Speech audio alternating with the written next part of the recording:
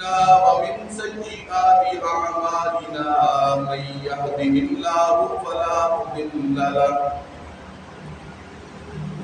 ومن يضلله فلا هادي له ونشهد أن لا إله إلا الله وحده لا شريك له ونشهد أن سيدنا محمدا عبده ورسوله أما بعد فأعوذ بالله من الشيطان الرجيم بسم الله الرحمن الرحيم يا أيها الذين آمنوا اتقوا الله وكونوا مع الصادقين آمنت بالله صدق الله العظيم وصدق رسوله النبي الكريم الأمين إن الله وملائكته يصلون على النبي يا أيها الذين آمنوا صلوا عليه وسلموا تسليما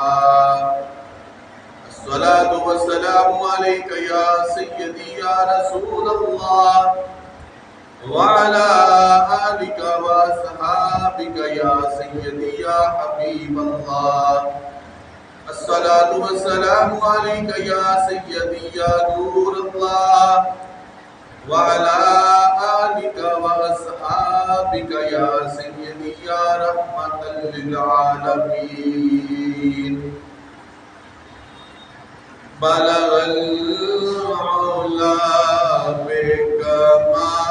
بكماله بلغ العلا بكماله كشف الدجى بجماله حسنت جميع خصاله صلوا عليه وآله صلوا عليه وآله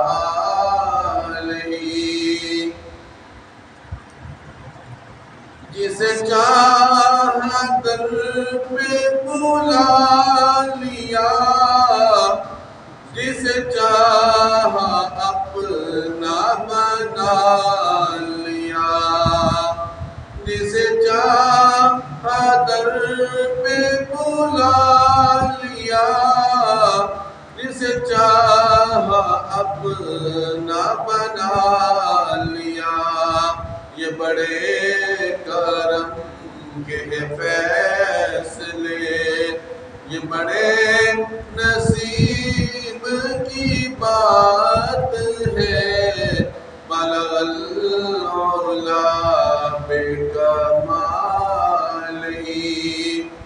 میں برا سے لاکھ برا سہی مرغوں سے ہے میرا واسطہ میں بروں سے لاکھ برا سہی مرغوں سے ہے میرا واسطہ میری لاج رکھنا میرے خدا یہ تیرے حبیب کی بات ہے بلغ العلا بکمالہ کروں تیرے نام پہ جا فدا نہ بس ایک جان دو جہاں فدا آقا کروں تیرے نام پہ جا فدا نہ بس ایک جان دو جہاں فدا دو جہاں سے بھی نہیں جی پرا کروں کیا کروڑوں جہاں نہیں بلغ العلا بکمالہ کشف الدجى بجماله حسنت جميع خصاله صلوا عليه وآله صلوا عليه وآله۔ میرے نہایت ہی معصوم محتشم بزرگوں، دوستوں، نوجوان ساتھیوں اور ننھے بچوں، السلام علیکم ورحمۃ اللہ وبرکاتہ۔ اللہ پاک کی ذات بابرکات کا لاکھ لاکھ احسان اور شکر ادا کرتے ہیں کہ اس رب قدوس نے آج پھر ہمیں ہماری زندگی میں ایک اور جمعہ المقدس کا بابرکت دن دیکھنا نصیب فرمایا۔ کروڑ ہمارے احسان اور شکر اس بات پر بھی کہ اس کے خالق کائنات نے ہمیں اپنے گھر میں آ کر، اپنے مسجد میں آ کر اپنا اور اپنے سونے نبی کا ذکر خیر کرنے کی توفیق عطا فرمائی۔ اللہ پاک سے دعا ہے کہ اللہ پاک میرا اور آپ سب کا یہاں پہ آنا، حق سچ کہنا، سننا اپنی پاک بارگاہ عالیہ میں قبول و منظور فرماتے ہوئے میرے اور آپ سب کے لیے، میرے اور آپ سب کے والدین، اساتذہ اور تمام امت محمدیہ کے لیے بخشش و نجات کا ذریعہ بنائے، آمین ثم آمین۔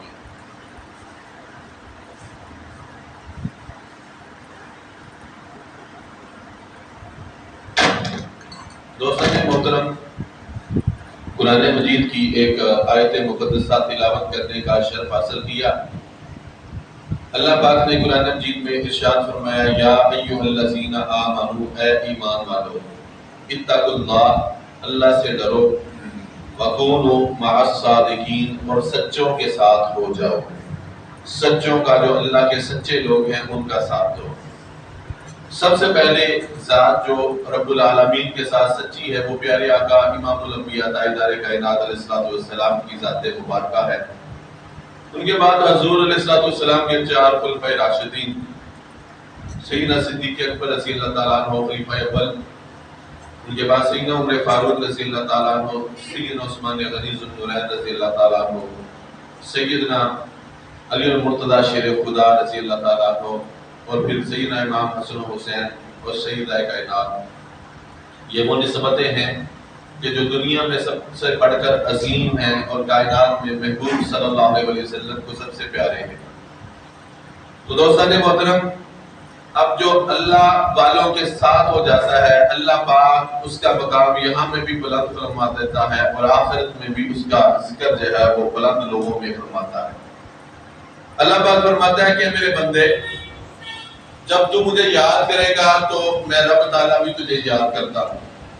اگر تو میری طرف ایک بالش ایک ہاتھ آئے گا تو میں تیری طرف 2 گز یا 2 ہاتھ آتا ہوں، اور اگر تو میری طرف چل کے آئے گا تو میں دوڑ کے تیری طرف آتا ہوں، اور اگر تو کسی محفل میں، کسی مجلس میں میرا ذکر کرے گا تو میں اس سے بہتر مجلس میں تیرا ذکر کروں گا، اور اس سے بہتر مجلس رب تعالیٰ کے فرشتوں کی ہے، جس میں رب تعالیٰ اپنے اس بندے کا نام لے کے تذکرہ فرماتا ہے جو رب تعالیٰ کو یاد فرماتا ہے۔ دوستان محترم، پچھلے جو بھی ہم نے عرض کیا تھا کہ یہ جو نسبت ہے یہ عام شے کو خاص بنا دیتی ہے۔ آپ کی نسبت کسی کے ساتھ مل جائے، کسی سیاسی عہدے کے ساتھ مل جائے تو بلے بلے ہو جاتی ہے، کسی ڈی ایس پی وقت کا وزیر اعظم اس کے ساتھ، مگر یہ دنیاوی ہوتے ہیں، دنیاوی لالچ ہے چند دن کا۔ اصل نسبت ہے جو محمد مصطفیٰ صلی اللہ علیہ وسلم کے ساتھ، آمینہ کے لال کے ساتھ مل جائے، جو اس دنیا میں بھی متعلق کام آتا ہے، آخرت میں بھی کام آتا ہے اور قبر میں بھی کام آتا ہے۔ میں نے پچھلے جمعے یہ بات سمجھائی تھی کہ یہ جو کپڑا ہوتا ہے ہمارے تن پہ پہنا ہوا ہے، اس کپڑے کو ہمارے ساتھ نسبت ہے، کوئی اتنا خاص نہیں ہے، مگر اسی کپڑے کو جب قرآن مجید کے ساتھ نسبت ہو جاتی ہے، اب وہ غلاف بن جاتا ہے، تو اب وہ کپڑا عام کپڑا نہیں رہتا۔ اس کپڑے کو بھی چوما جاتا ہے، سینے سے لگایا جاتا ہے، آنکھوں پہ لگایا جاتا ہے، اس لیے کہ اس کی نسبت قرآن پاک کے ساتھ مل گئی۔ اب قرآن کو یہ فضیلت کیسے ملی؟ کتابیں تو بے شمار ہیں اور بھی ہیں، اس لیے کہ قرآن مصطفیٰ کے سینہ ادھر پہ نازل ہوا۔ تو اگر یہ شان قرآن پاک کی ہے تو جو صاحب قرآن آقا سیدنا محمد مصطفیٰ ہے، پھر ان کی شان تو بڑی اعلیٰ والا ہے۔ سب سے اولا والا ہمارا نبی سب سے بالا والا ہمارا نبی، کون دیتا ہے دینے کو منہ چاہیے، دینے والا ہے سچا ہمارا نبی۔ تو سچے نبی وہ ہیں۔ اور پھر اگر کسی کپڑے کی کالے گلاب کی نسبت کعبہ کے ساتھ ہو جائے تو اس کپڑے کی قیمت اور بڑھ جاتی ہے، اس کی شان اور بڑھ جاتی ہے۔ پھر لوگ ایک چھوٹا سا کعبے کا ٹکڑا جو ہے غلاف کعبہ کا، وہ بھی بطور تبرک لا کے اپنے گھروں میں، اپنی مسجدوں میں لوگوں کو دکھاتے ہیں اور فخر محسوس کرتے ہیں، اس لیے کہ وہ رب کے گھر خانہ کعبہ کا ساتھ اس کپڑے کی نسبت ہو گئی۔ اب جس کی بھی نسبت جس کے ساتھ ہوتی ہے، بنی اسرائیل کی ایک روایت ہے بڑی مشہور ہے، میں نے بھی آپ نے سنی ہوگی، کہ ایک بندہ تھا، اس نے 99 قتل کر دیے۔ حالانکہ حدیث مبارکہ یہ بھی ہے کہ جس نے کسی ایک انسان کو بغیر وجہ کے قتل کیا، اس نے پوری انسانیت کا قتل کر دیا، اور جس کسی نے ایک انسان کی جان بچائی، گویا اس نے پوری انسانیت کی جان بچائی۔ اب یہاں پہ مسلمان کی ابھی ذکر نہیں ہے، جان بچانی فرض ہے، خواہ وہ مسلمان ہے غیر مسلم ہے کوئی بھی ہے۔ اس نے 99 قتل کیے، اور ایک مولوی صاحب کے پاس یا کسی بندے کے پاس گیا، اسے پوچھا، اپنا مسائل بتایا کہ میں اللہ کی طرف رجوع کرنا چاہتا ہوں، 99 قتل میں نے کیے۔ وہ کہتا ہے لو استغفر اللہ لا حول ولا قوت، تیری بخشش، تیری توبہ کبھی نہیں ہو سکتی۔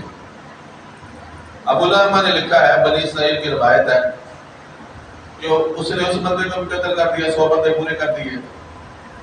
اب آگے وہ ایک درویش بندے کے پاس جاتا ہے، ایک ہوتے ہیں عالم دین وقت کے، ایک ہوتے ہیں چند سال مدرسوں میں پڑھتے ہیں، بس وہ فتوے دیتے ہیں، لوگوں کو دلوں کو جوڑتے نہیں ہیں بلکہ ان میں مزید نفرتیں پیدا کرتے ہیں۔ جو بندہ پورا عالم دین ہوتا ہے وہ کبھی بھی اللہ کی رحمت سے بندے کو مایوس نہیں کرتا، کیونکہ رب تعالیٰ کا قرآن کہتا ہے لا تقنطوا من رحمت اللہ، اے میرے بندے میری رحمت سے کبھی بھی مایوس مت ہونا۔ تو ہم کہتے ہیں لو تیرا بیڑا نہیں پار ہو سکتا، وہ ہم کون ہوتے ہیں فتویٰ دینے والے؟ وہ غفور الرحیم ہے۔ پکڑنے پہ آئے تو میں نے بتایا تھا کہ دانتوں کے اندر خلال کرنے والا جو تنکا ہے، تیلا جو ہے، وہ کسی نے کسی کے مزدوری کے طور پہ وہ لے کے جا رہا تھا، گٹھڑا سر پہ رکھ کیا، معروف کربی کی یہ روایت ہے، ان کے ساتھ یہ واقعہ پیش آیا کہ بالن کا گٹھڑا جو تھا لکڑیوں کا وہ لے کے جا رہا تھا، پیسے لے لیے اس سے مزدوری، کوئی گوشت وغیرہ کھایا ہوگا، ایک کانٹا اندر سے توڑا اور دانتوں کا خلال کر لیا۔ جب مر کے اللہ کے دربار میں پہنچے، اللہ پاک نے ساری باتیں معاف فرما دی، فرمایا وہ جو تنکا تو نے توڑا تھا مالک کی اجازت کے بغیر، وہ کیوں توڑا تھا؟ کسی نے خواب میں دیکھا، پوچھا کیا ہوا؟ اس نے کہا یار سارے معاملات گزر گئے، مگر جب بھی اللہ تعالیٰ یہ معاملہ پوچھتا ہے کہ میرے بندے تو نے وہ تنکا توڑا تھا تو کیوں توڑا تھا؟ وہاں پہ آگے میں لاجواب اللہ کے دربار میں کھڑا ہوں۔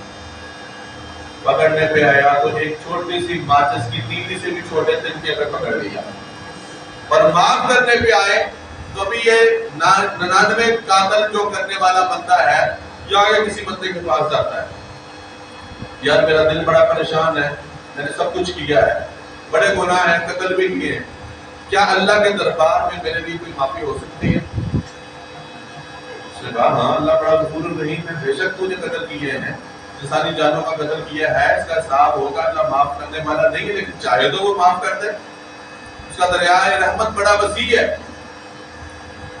اب وہ نیت کر کے چل دیتا ہے، وہ جنگل کی طرف اللہ والے تھے، وہاں پہ رہا کرتے تھے۔ جب وہ بندہ وہاں پہ پہنچا، ابھی راستے میں تھا جنگل میں، وہ اللہ کے جو اولیاء ہیں جنہیں قرآن کہتا ہے وَكُونُوا مَعَ الصَّادِقِينَ، سچوں کے ساتھ ہو جاؤ، فرشتے نے آن کے اسرائیل نے اس کی روح قبض کر لی۔ اب فرشتے دونوں طرف سے لڑ رہے ہیں، جنت والے کہتے ہیں بندہ ہمارا ہے، جہنم والے کہتے ہیں بندہ ہمارا ہے۔ وہ کہتے ہیں یار سچے دل سے توبہ کر کے چلا ہے، وہ کہتا ہے سچے دل سے توبہ کرا ہے، اس نے 99 قتل کی ہے۔ اللہ کے دربار میں یہ جھگڑا پہنچتا ہے، اللہ پاک نے پوچھا ہے فرشتوں کیوں جھگڑ رہے ہو؟ حالانکہ اللہ کو نہیں پتا، اللہ کو ہر بات کا پتا ہے، مگر یہ ہمارے لیے اصلاح اور تربیت ہے۔ باری تعالیٰ یہ تیرا بندہ ہے، 99 قتل کیے ہیں اور یہ جہنمی ہے، باری تعالیٰ کی بے شک 99 قتل کیے تھے، مگر اب تجھ سے رو کے معافی مانگ کے توبہ کر کے سچوں کی طرف چل پڑا ہے۔ اللہ پاک نے فرمایا ایسا کرو زمین کی پیمائش کر لو۔ اب زمین کی پیمائش ہوئی، وہ جدھر سے چلا تھا ابھی راستہ تھوڑا طے کیا تھا، اور اللہ کے جو نیک لوگ تھے ان کی طرف رستہ بھی زیادہ رہتا تھا۔ اللہ پاک کی ایک کن کا منتظر تھا، اللہ پاک نے کن کہا، وہ جو زمین اس نے طے کی تھی وہ زیادہ بن گئی، اور جو ولیوں کی طرف سفر رہتا تھا وہ کم رہ گیا۔ یعنی کہ اللہ پاک نے جو زیادہ فیصلہ تھا کم کر دیا، جو کم تھا زیادہ کر دیا۔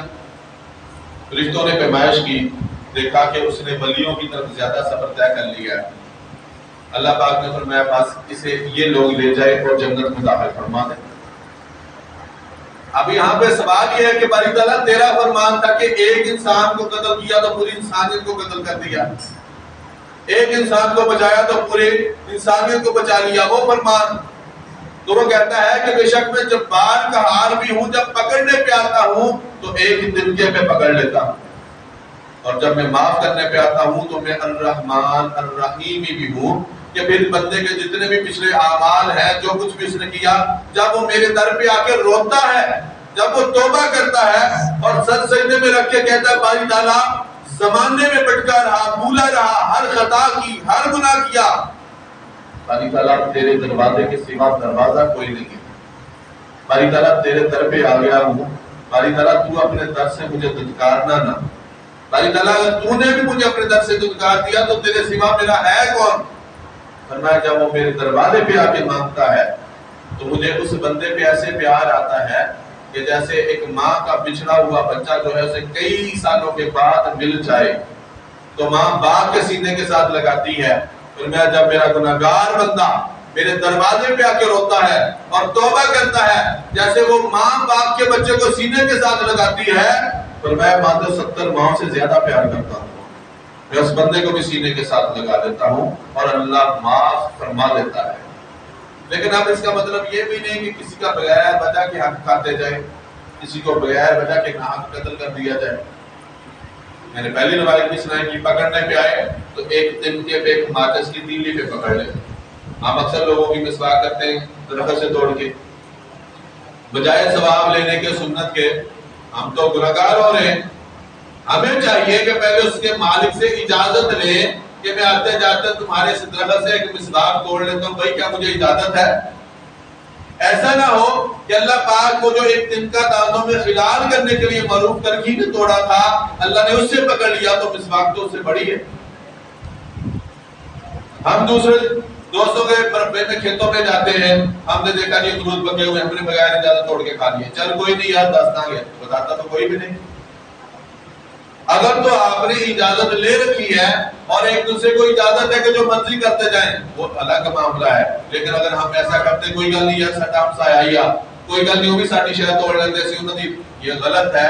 ایسا نہ ہو کہ جو رب العالمین ایک تنکے سے پکڑ سکتا ہے وہ پھل آپ زمیندار کے کھیتوں سے توڑے، اللہ پاک پکڑ لے قیامت کے دن بندے یہ پھل کھایا تھا تو نے بغیر اجازت کے کھایا تھا، پہلے اس کا حساب دے۔ تو یہ چھوٹی چھوٹی باتیں ہیں، دیکھنے میں ہمیں لگتا ہے کہ کوئی معاملہ نہیں، مگر اللہ پاک غفور الرحیم بھی ہے، جبار و قہار بھی ہے، اس کی دونوں صفات ہیں، اس لیے اللہ سے ڈرنا بھی چاہیے، اللہ سے معافی بھی مانگنی چاہیے، یہ دونوں معاملات ساتھ ساتھ ہیں۔ پھر اگلی روایت دیکھیں، آپ نے سورۃ کہف قرآن کی پڑھی ہے۔ کہف کا معنی کیا ہے؟ جس کے اندر اللہ پاک نے ایک کتے کا ذکر کیا ہے، حالانکہ ہم کتے کا نام بھی بعض دفعہ لینا پسند نہیں کرتے، ہم کہتے ہیں ناپاک جانور ہے، مگر اللہ پاک نے اس کا ذکر اپنی کتاب قرآن مجید فرقان حمید میں فرمایا، کس وجہ سے؟ کونوا مع الصادقین، جو آیت مقدسہ آپ کے سامنے تلاوت کی، یا ایھا الذین آمنوا، اے ایمان والو، اتقوا اللہ، اللہ سے ڈرو، وکونوا مع الصادقین، اور سچوں کے ساتھ ہو جاؤ۔ اب یہ اللہ کے ولی ہیں، بنی اسرائیل کی یہ بھی روایت آپ کے سامنے رکھ رہا ہوں۔ ایک بادشاہ تھا، بڑا ظالم و جابر تھا، بڑا ظلم کرتا تھا لوگوں کے اوپر، یہ اللہ کے ولی تھے۔ بعد قرآن نے انہیں بیان کیا کہ 3 تھے، چوتھا ان کا کتا تھا۔ پھر قرآن ہی کہتا وہ 4 سے 5واں ان کا کتا تھا. پھر قرآن کہتا ہے نہیں وہ 5 سے 6واں ان کا کتا تھا. یہ قرآن پاک کے الفاظ ہیں جو اللہ نے بیان کیے. ہماری بحث نہیں، وہ اکثر خلاصہ یہ ہے کہ وہ اللہ والے تھے، اللہ کے ولی تھے، ساتھ میں ایک کتا تھا. ان کو اللہ کے دربار سے حکم ملا کہ ایسا کرے، اس ظالم و جعفر بادشاہ کے ظلم و ستم سے بچنے کے لیے اللہ کی رضا کے لیے جنگلوں کی طرف کوچ کرتے ہیں، پہاڑوں کے اندر جا کے پناہ لیتے ہیں. وہ چلا گیا. جب وہ بندہ چلے جاتے ہیں کئی سال کا عرصہ گزر جاتا ہے. اب بھائی کو بھی آتا ہے، قرآن یہ کہتا ہے کہ وہ غار کے منہ پہ جو کتا تھا وہ وہاں پہ بیٹھ جاتا ہے، اور باقی 5 یا 4 یا 3 جیسے قرآن نے بیان کیے وہ تینوں اندر سو جاتے ہیں. اب معاملہ کیا ہوتا ہے کہ کئی 100 سال کا عرصہ، جسے قرآن نے 300 سال کا عرصہ بھی بیان کیا ہے. جب وہ بندے بیدار ہوتے ہیں ان میں سے ایک بندہ کہتا ہے یار بھوک لگی یار کھانا ہی لے آئے. ایک کی ڈیوٹی لگاتے ہیں ایسا کرو آپ کھانا لے آؤ. ان میں سے ایک پوچھتا ہے ہم لوگ کتنی دیر یہاں پہ سوئے ہیں؟ ان میں سے ایک کہتا ہے کہ یار لگتا ہے ہم اتنا سوئے ہیں جیسے عصر کی نماز کے 4 فرض پڑھنے میں جتنا وقت ہمیں لگتا ہے اتنا ہم سوئے ہیں. وہ کہتے ہیں اچھا ٹھیک ہے. ایک نے اپنی جیب میں ہاتھ ڈالا، سکے نکال لے. سکے نکال کے ایک بندے کو دیے، کہا بازار جاؤ آپ کھانا لے آؤ. وہ کھانا لینے کے لیے جاتا ہے. وہ جس دکان پہ جاتا ہے جا کے سکے دیتا ہے یار مجھے کھانا چاہیے، وہ اس کے منہ کی طرف دیکھتے ہیں. وہ کہتا ہے بھائی یہ سکے نہیں چلتے. وہ اگلے بندے کے پاس جاتا ہے، جا کے اسے کہتا ہے یار یہ سکے لے لو. وہ بھی اس کے منہ کی طرف دیکھتے ہیں. وہ کہتے ہیں یہ کرنسی چلتی نہیں، تو کہاں سے آیا ہے؟ کہتا ہے یار میں اسی ملک کا رہنے والا ہوں. چلتے چلاتے ایک چوک پہ چوراہے پہ ایک بزرگ شخص تھا جو بیٹھا تھا، سفید داڑھی تھی. اس نے اشارہ کیا ادھر آؤ. یہ سکے تمہارے پاس کہاں سے آئے؟ اس نے کہا سکے اس ملک کی کرنسی ہے. اس نے کہا بیٹا اب اس ملک کی کرنسی نہیں چلتی. تم کہاں پہ تھے؟ اس نے کہا ہم کہیں گئے ہوئے تھے، یہ فلاں بادشاہ کے دور کی کرنسی ہے. اس نے کہا میں نے اپنی کتابوں میں پڑھ رکھا ہے کہ اللہ کے چند ولی تھے جو بادشاہ ان کے اوپر ظلم کرتا تھا، اللہ کے حکم سے وہ کہیں ہجرت کر گئے تھے. کیا تم لوگ ان میں سے تو نہیں ہو؟ کیونکہ یہ فلاں بادشاہ کے دور کی کرنسی ہے. اس نے کہا بابا جی بالکل آپ نے ٹھیک فرمایا، سچ فرمایا. تو اس نے کہا یہ کرنسی اب کہاں پہ چلے گی؟ اس نے کہا کیا ہوا؟ اس نے کہا اس لیے کہ وہ بادشاہ کو گزرے ہوئے اس دور کو گزرے ہوئے 300 سال کا عرصہ گزر گیا ہے. جب اس نے یہ بات سنی اس کے پاؤں سے نیچے سے زمین نکل گئی کہ 300 سال کا عرصہ یہ کیسے ہو سکتا ہے؟ وہ کھانا لینا تو بعد کی بات تھی، وہ بھاگ کے اپنے دوستوں کے پاس چلا گیا. اسے پوچھا ہاں پہ کتنی دیر سوئے ہوئے ہم یہاں پہ؟ وہ کہتا بتا تو دیا یار اتنا سوئے ہیں 8-10 منٹ 15 منٹ جتنی اثر کی نماز پڑھنے کا وقت لگتا ہے. دوسرا بولتا ہے اتنا ٹائم. اس نے کہا نہیں تم کہتے ہو اتنا عرصہ سوئے ہیں، ہمیں 300 سال کا عرصہ گزر گیا یہاں پہ. وہ کہتا ہے یہ کیسے ہو سکتا ہے؟ وہ کہتا ہے میں باہر کرنسی لے کے گیا تھا، میں نے جب لوگوں سے کھانے کے لیے وہ کرنسی پیسے دینا چاہے تو وہ لوگ پیسے نہیں لے رہے تھے. وہ کہتے تھے پتہ نہیں کس ملک کی کرنسی چلتی نہیں ہے. مجھے ایک بزرگ سے واسطہ پڑا تو اس نے بتایا کہ اس کو تو اتنے 100 سال کا عرصہ گزر چکا ہے، لہذا ہم یہاں پہ کیسے رہے. اب سائنس یہاں پہ فیل ہے، عقل فیل ہے.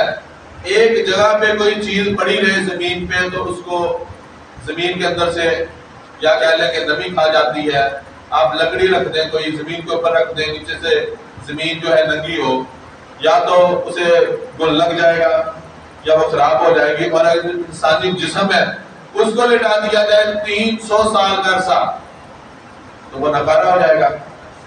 اب اس غار کے اندر اللہ پاک ان کے لیے روشنی بھی بھیجتا تھا، ان کے لیے ہوا کا معاملہ بھی تھا، اور ان کے اللہ پاک نے کروٹ دلوانے کے لیے بھی کوئی معاملہ کیا ہوگا. اب وہ جو کتا تھا وہ بھی ان کے ساتھ تھا. 300 سال کا عرصہ گزر گیا، وہ کتا بھی ان کے ساتھی ساتھ بن کے بیٹھا رہا. اب سوال یہ پیدا ہوتا ہے کہ 300 سال کا عرصہ بندہ 10 سال چارپائی پہ بیمار ہو جائے تو اس کی کمر پہ نشان پڑ جاتے ہیں. اس کا جسم کام نہیں کرتا، ہر جگہ سے معذور ہو جائے تو بس اللہ عابد والا حال ہوتا ہے۔ وہ 300 سال اگر انہوں نے کروٹ نہیں لی تو انہیں تو زمین نیچے سے کھا جاتی، مٹی کے ساتھ مٹی مل جاتے ہیں، مگر اللہ نے پیغام یہ دیا، یہ قرآن کی بات، سورۃ الکہف کا واقعہ آپ کے سامنے رکھ رہا ہوں، آپ گھر جا کے خود دیکھ سکتے ہیں۔ قرآن نے کہا کہ وہ جو کتا تھا وہ اللہ کے ولیوں کے ساتھ مل گیا، اب وہ کتا کتا نہیں رہا، اللہ پاک اسے بھی جنت عطا فرمائے گا اور ولیوں کی سنگت کی وجہ سے۔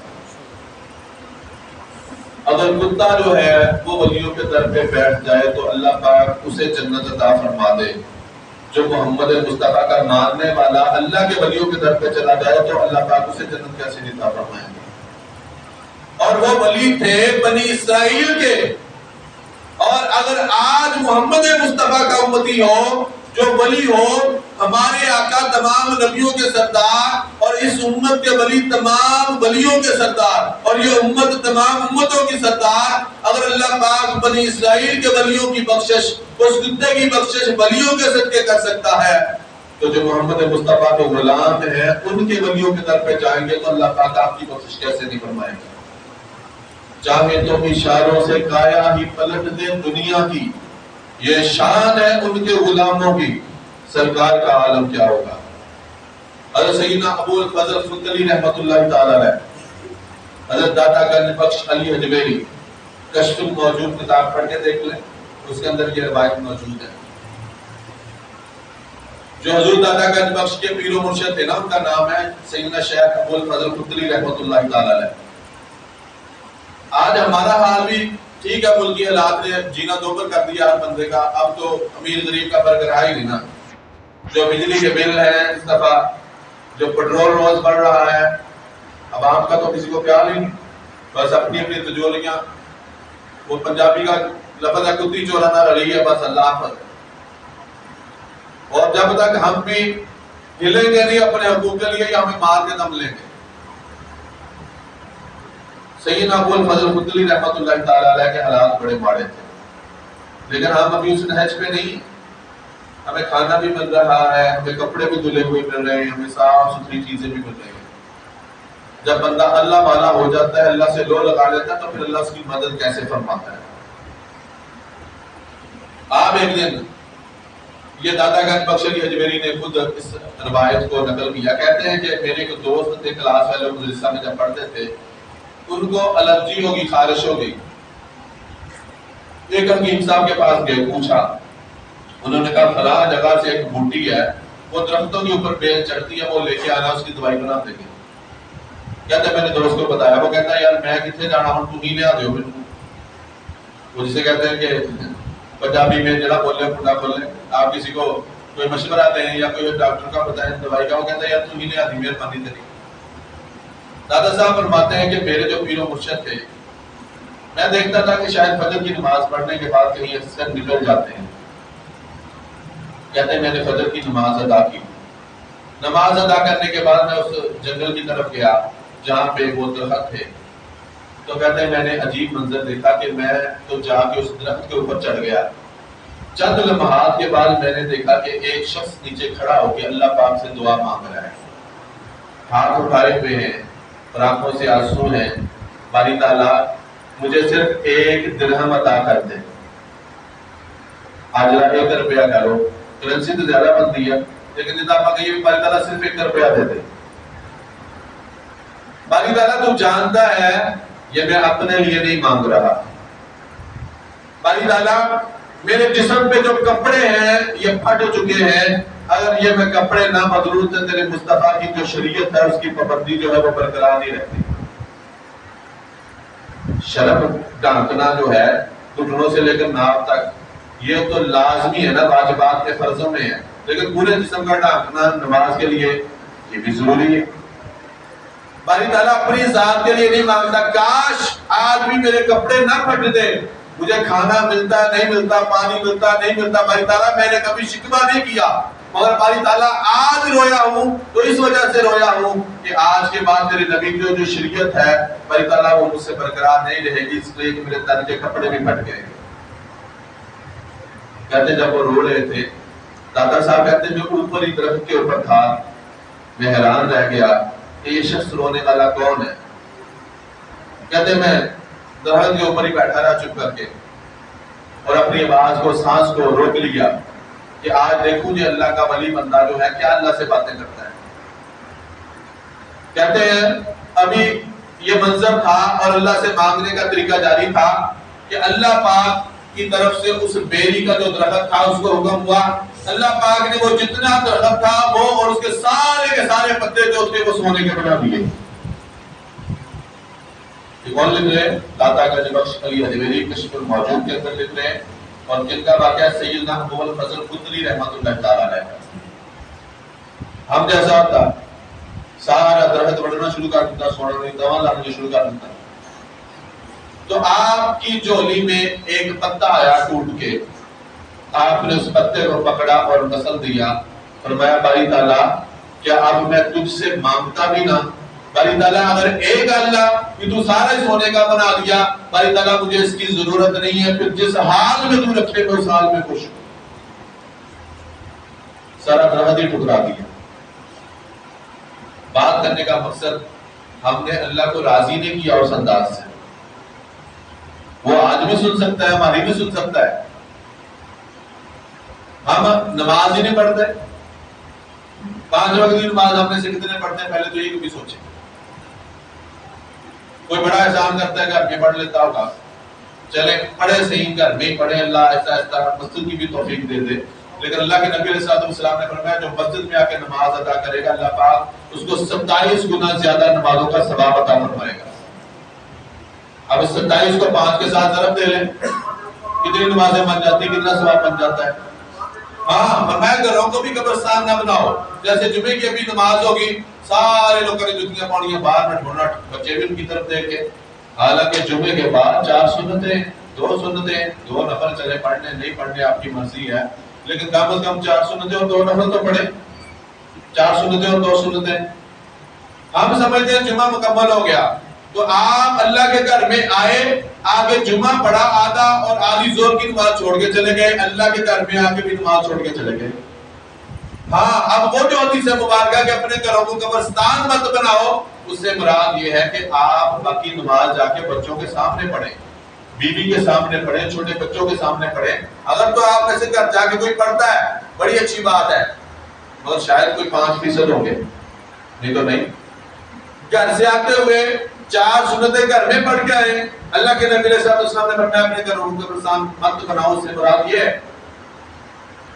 تو دوستان محترم، ہماری بہت زیادہ اصلاح کی ضرورت ہے آج، بے شک ملک کے حالات ایسے ہیں، اس میں ہمارا بھی قصور ہے۔ یہ بھی تو ہے نا کہ جیسی لایا ویسے حکمران بھی، تو اپنی اصلاح کی ضرورت ہے، اللہ کی طرف رجوع کرنے کی ضرورت ہے، اللہ سے اپنے گناہوں کی معافی مانگنے کی ضرورت ہے۔ پھر اللہ کے جو سچے ہیں، جیسے میں نے سورۃ الکہف کا قرآن میں واقعہ آپ کو سنایا، جب سچوں کے ساتھ لگ جاؤ گے جو رب العالمین ایک بڈھے کو جنت عطا فرما دے گا ولیوں کے صدقے، اپنے نیکوں کے صدقے، اللہ پاک محمد کی امتیوں کو کیسے نہیں بخشے گا؟ بشرطے کہ محمد کے غلام بن جائیں، لیکن ہم بنتے نہیں ہیں، ابھی ہم بندے نہیں ہیں، من کے گندے ہیں۔ من صاف ہو جائے تو اللہ پاک اس دنیا میں بھی ہمارے لیے رحمتوں کے دروازے کھول دے اور آخرت میں بھی کھول دے۔ بے شمار اور روایتیں ہیں، لیکن چونکہ ٹائم ہو چکا ہے، مجلس صالحین کے متعلق ہے۔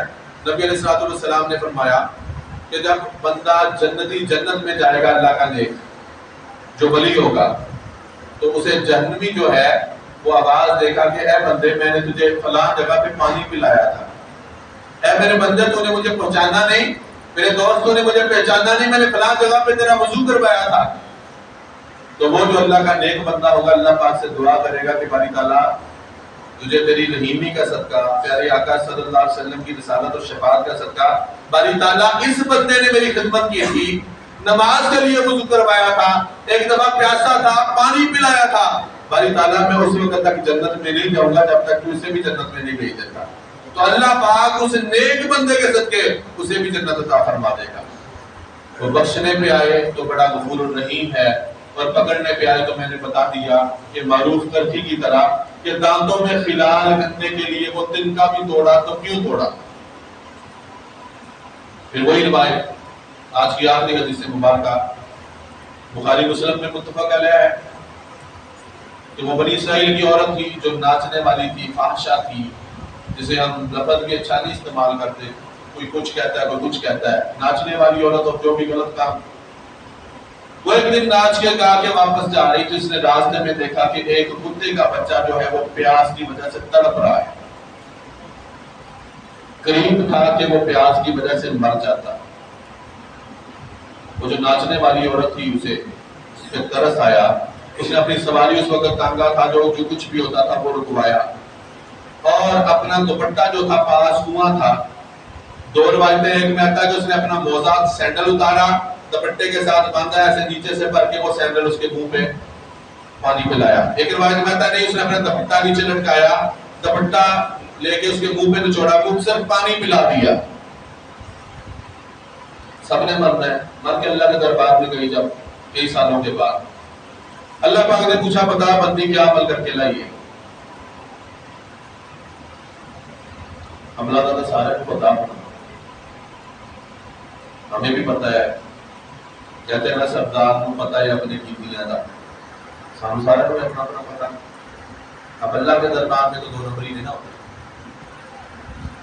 وہ روتے ہوئے کہتے ہیں باری تعالیٰ عمل تو کوئی اس قابل نہیں ہے جو تیرے دربار میں پیش کروں، تیرے سب سامنے، فرمایا پھر تیری بخشش کیسے ہوگی؟ تو وہ روتے ہوئے کہتی باری تعالیٰ بخشش ایک صورت میں ہو سکتی کہ اگر تیرا فضل ہو جائے، تیرا کرم ہو جائے، تیری رحمت ہو جائے۔ اللہ پاک فرماتا ہے چل میری بندی، اگر میرے فضل کی بات کرتی ہے، میری رحمت کی بات کرتی ہے، تو یاد کر ایک دن تو دنیا میں جو بھی دھندا کرتی تھی، اب اللہ کو تو سب کو پتا ہے، تو وہ کام کر کے واپس جا رہی تھی، راستے میں ایک کتے کا بچہ تھا جو پیاس کی وجہ سے تڑپ رہا تھا۔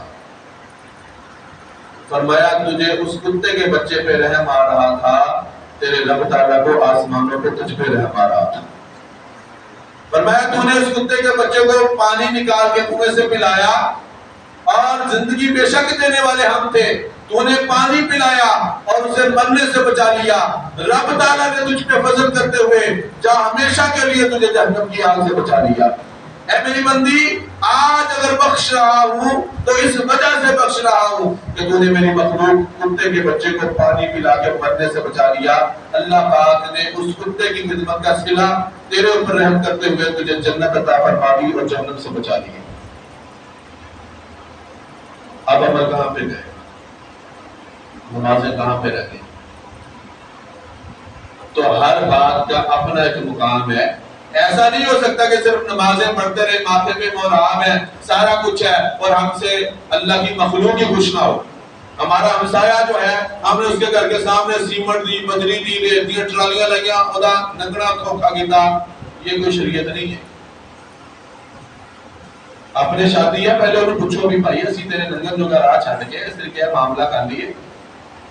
ہم بغیر پوچھے پورا بازار روک دیتے ہیں، خواہ وہ شادی کے نام پہ ہو، معذرت کے ساتھ، خواہ میلاد کے نام پہ ہو، خواہ محفل کے نام پہ ہو، خواہ صحابہ اہل بیت کی عظمت کے نام پہ ہو، خواہ کسی بھی نام پہ ہو، ہمسائے کو تکلیف دینا اور راستہ بند کر دینا، یہ اللہ اور اس کے رسول کو ناپسند ہے۔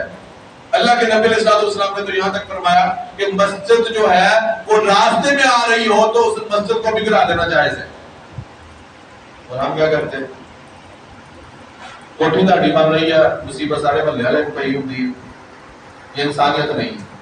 نماز پڑھے، ساتھ میں جو اللہ کے بندوں کے حقوق ہیں، اللہ کی مخلوق جو ہے جانور ہیں، ان پہ ترس کھائیں گے تو پھر عمل تھوڑے بھی ہوں گے تو اللہ پاک اپنی رحمت کر کے بخشش کا سبب بنا دے گا۔ یا رسول اللہ ایک بڑھیا عورت ہے، 5 وقت کی نمازی ہے، تہجد بھی پڑھتی ہے، سب کچھ کرتی ہے، مگر اس کے ہمسائے اس سے ناخوش ہیں، فرمایا جہنمی ہے۔